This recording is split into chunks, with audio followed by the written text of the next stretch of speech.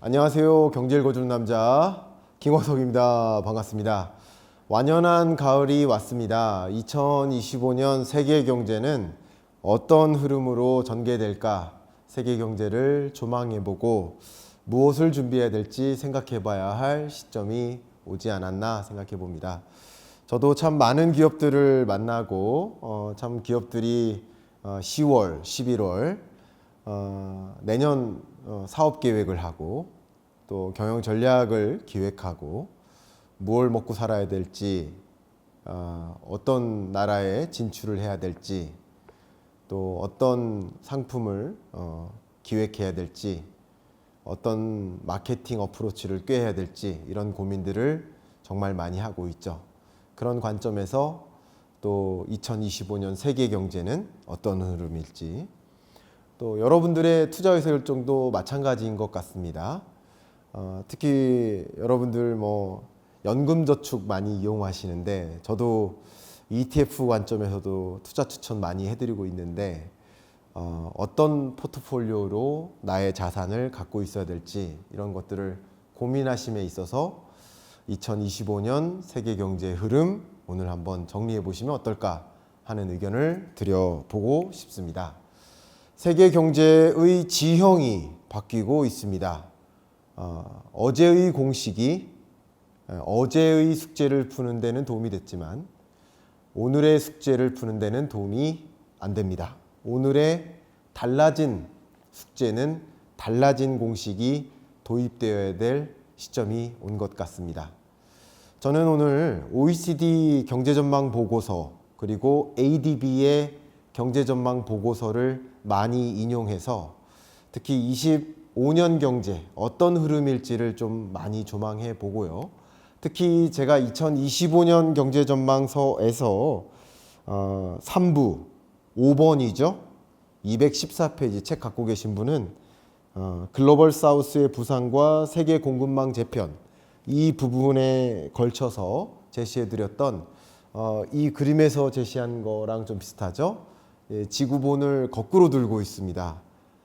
과거에는 글로벌 노스라고 했죠. 세계 경제를 글로벌 노스가 지배했다면 점차 글로벌 사우스가 지배하는 체제로 바뀌어가고 있는 어쩌면 지정학적인 그 패권이 바뀌고 있는 모습을 제가 25년 전망서에서 좀 그려가고 있었는데 이 이야기를 중심으로 2025년 경제를 전망해 보도록 하겠습니다.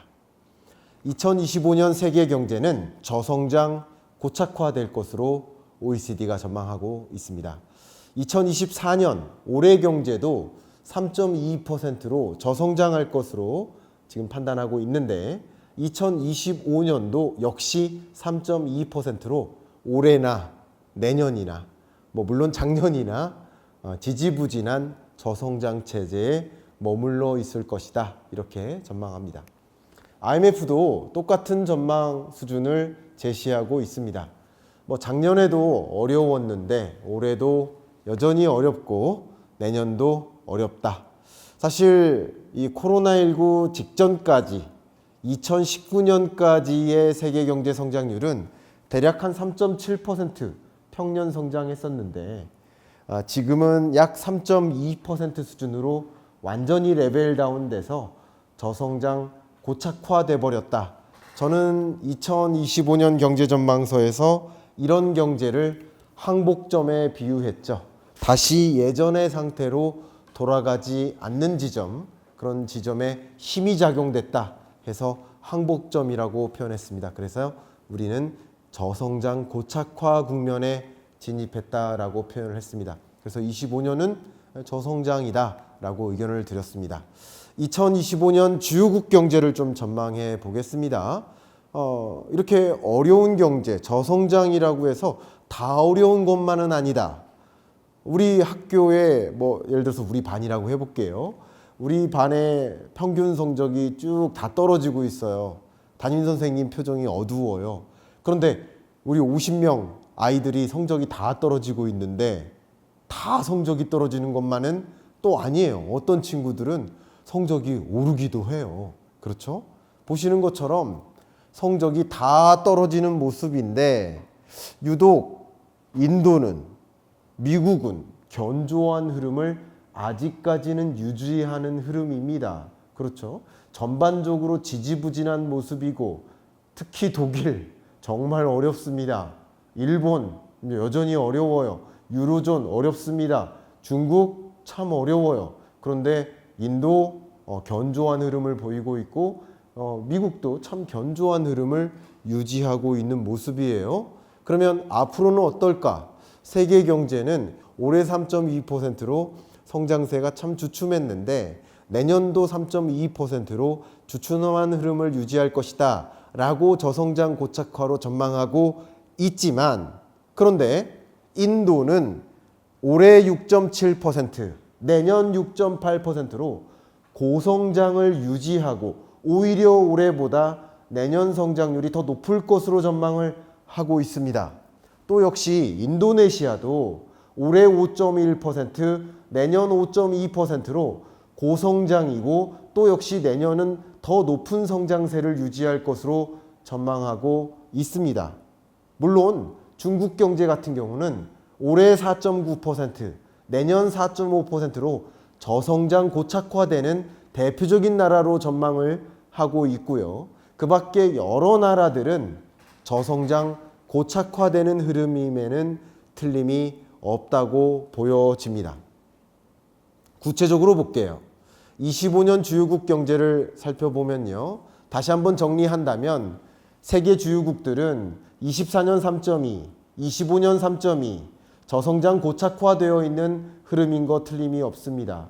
호주 23년 2.0%에서 24년 1%대, 25년도 1%대, 캐나다 1%대 역시 1%대, 유로존 0%대, 25년 금리 인하해도 1%대, 그죠? 독일 0%대.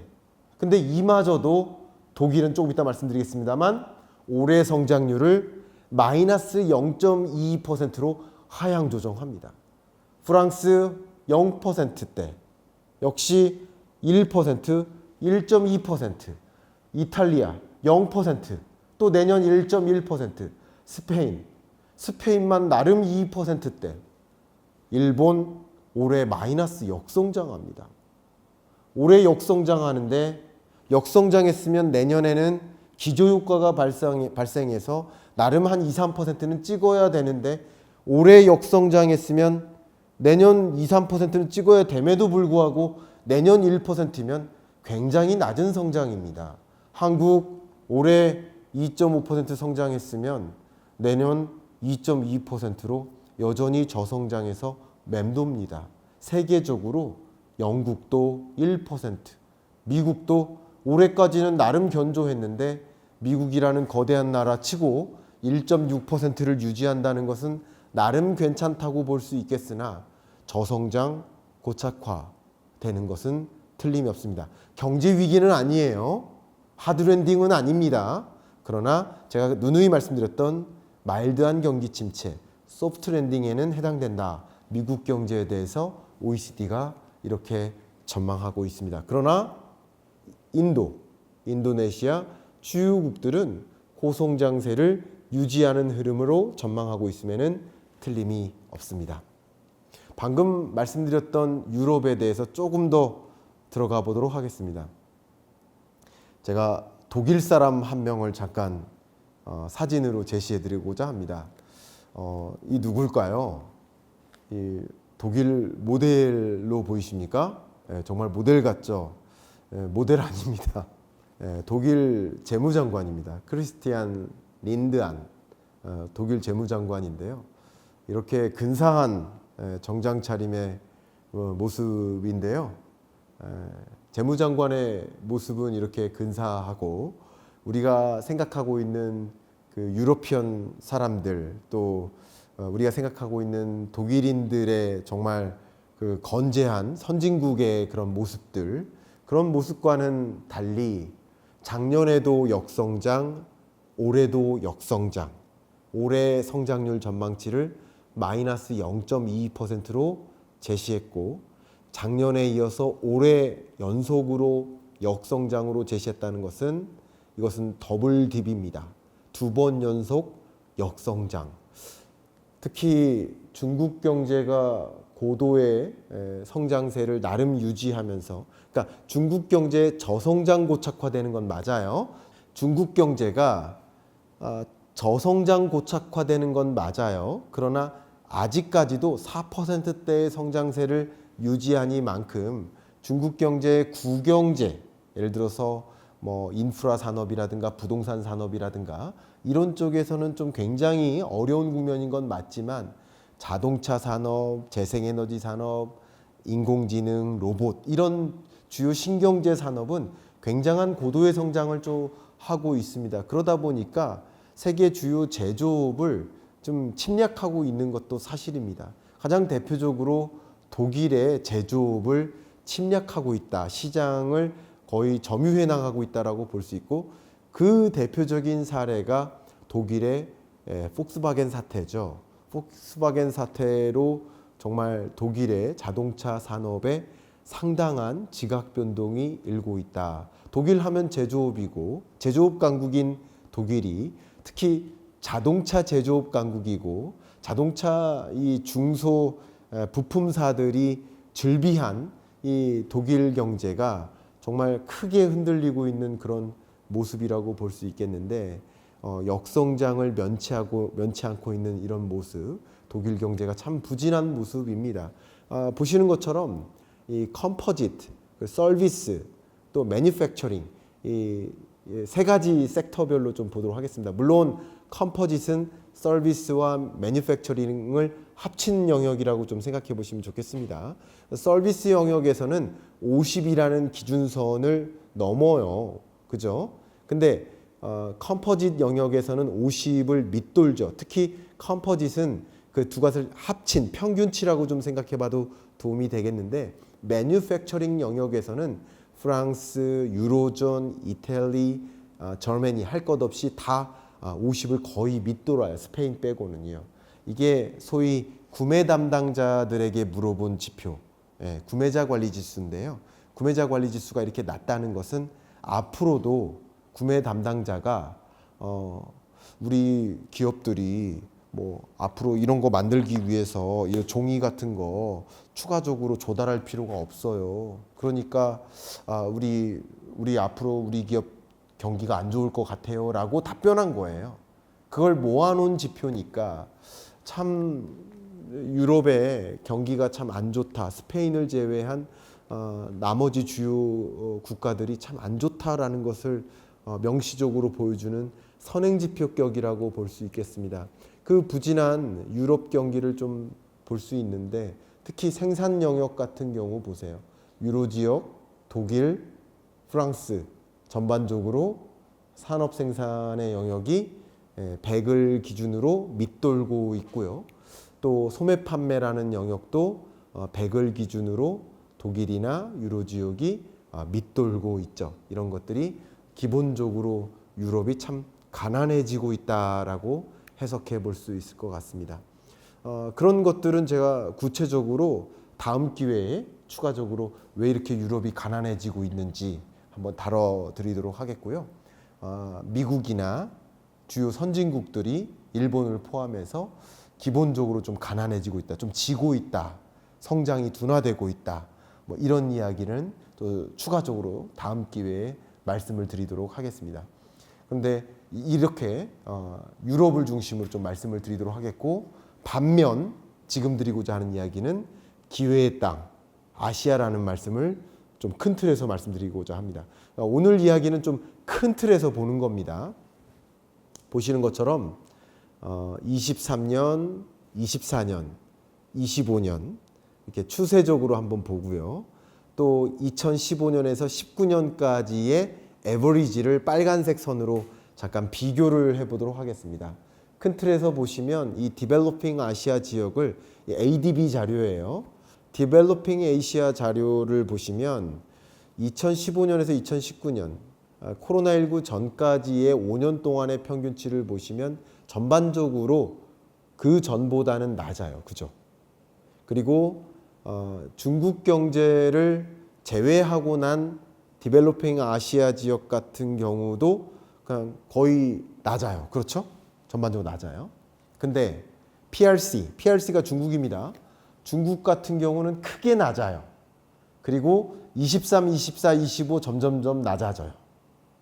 근데 인도를 보세요. 2015, 16, 17, 18, 19년 평균치보다 23, 24, 25년이 높아요.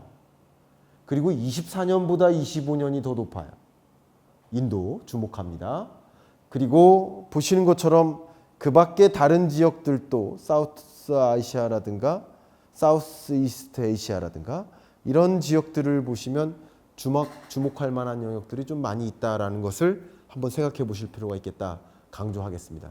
오늘은 좀 큰 틀에서 보는 겁니다. 그리고 방금 좀 주목해 볼 만한 지역들 사우스 이스트 에이시아 그리고 사우스 에이시아 좀 세분화해서 보신다면 먼저 사우스 이스트 에이시아를 보신다면 앞에 말씀드렸던 인도네시아 특히 주목해 볼 만하고요. 상당한 고성장을 또 캄보디아나 인도네시아 또 필리핀스, 비엔남 이런 지역들이 이미 고성장이고 고성장세를 25년에 더 유지하는 모습. 그리고 사우스 에이시아 같은 경우도 인도가 이미 고성장인데 고성장세를 더 유지하는 모습. 물론 사우스 에이시아에서는 인도를 제외한 나머지 국가들은 사실 경제 규모 면에서는 큰 의미를 부여하기는 좀 어려운 그런 나라들이니까 조금 그런 것을 좀 감안할 필요가 있겠죠. 기회의 땅이다라는 것을 좀 말씀을 드리고 이 중에서 제가 사실 책에서 많이 강조했던 나라가 인도였죠. 인도가 왜 이렇게 기회인가. 특히 글로벌 사우스의 부상을 많이 강조했고요. 과거에는 글로벌 노스가 이 세계 경제를 리드해 왔다면 이제 글로벌 사우스가 세계 경제를 리드하고 있는 차례가 되었다. 제2의 중국으로서 인도가 부상하고 있다. GDP 대비 FDI의 순유입액을 비율로 계산을 해보면 중국의 경우 GDP 대비 FDI의 유입액의 비율이 4.0에서 최근 1.7%, 2025년 기준으로는 0.7%로 줄어들고 있지만 인도의 경우 1.6%에서 3.2%로 늘어나는 것으로 전망한다. 그만큼 인도로의 FDI 순유입액이 집중되고 있다. 인도에 공장 짓고 있다라는 것을 설명해 줍니다. 인도가 23년 기준으로 세계 GDP 5위국으로 등장했는데 이제 2028년까지는 3위국으로 도약할 것으로 보고요. 물론 중국과는 아직도 차이가 있을 것으로 보고 있지만 그만큼 중국이 제조 강국으로서 도약을 준비하고 있는 모습임에는 틀림이 없습니다. 우리는 어떻게 대응해야 하는가라는 것을 강조하면서 말씀을 드리고자 하는데 중국 경제는 성장 둔화가 예고되고 있습니다. 올해 경제, 내년 경제 이제 5% 성장세도 깨질 것으로 내년 전망이 됩니다.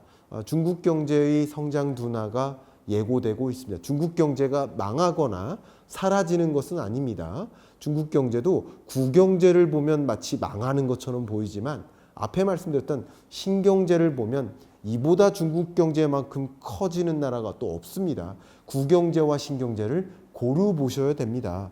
그런 의미에서 중국 경제는 성장이 과거의 성장만큼 유지되지 못한다.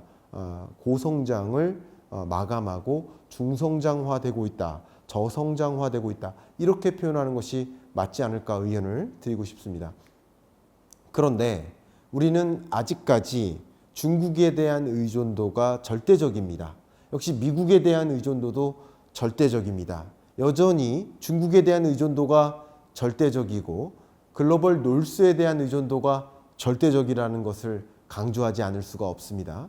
그러면 부상하는 인도에 대한 의존도가 이렇게 현저히 낮은 상황에서 우리는 앞으로 기업들이 우리 국가가 또 우리 개인의 투자가 어떤 방향을 취해야 될지 답변이 벌써 내려지지 않나 하는 것을 강조하면서 말씀을 드려볼까 합니다. 물론 다음 기회에 제가 인도에 대해서, 인도는 지금 무엇을 준비하는지, 또 앞에 말씀드렸던 것처럼 유럽은 왜 이렇게 지금 가난해지고 있는지를 구체적으로 또 세부 챕터로 말씀을 드려볼까 하고, 오늘은 큰 그림에서 세계 경제가 어떤 흐름으로 흘러가고 있고, 큰 그림에서 선진국, 특히 유럽은 왜 이렇게 가난해지고 있고, 근데 왜 신흥국들은 부상하고 있고, 특히 인도가 왜 이렇게 부상하는지 큰 그림에서 그림을 찾아볼 수 있도록 하는 계기를 좀 마련해 드리도록 하겠고, 세부 디테일한 챕터들은 다음 기회를 좀 기다려 봐주시기를 좀 바라는 마음으로 오늘 한번 2025년 세계 경제 전망 큰 그림을 그려보시는데 도움이 됐기를 바라는 마음으로 이상 마무리하도록 하겠습니다. 감사합니다.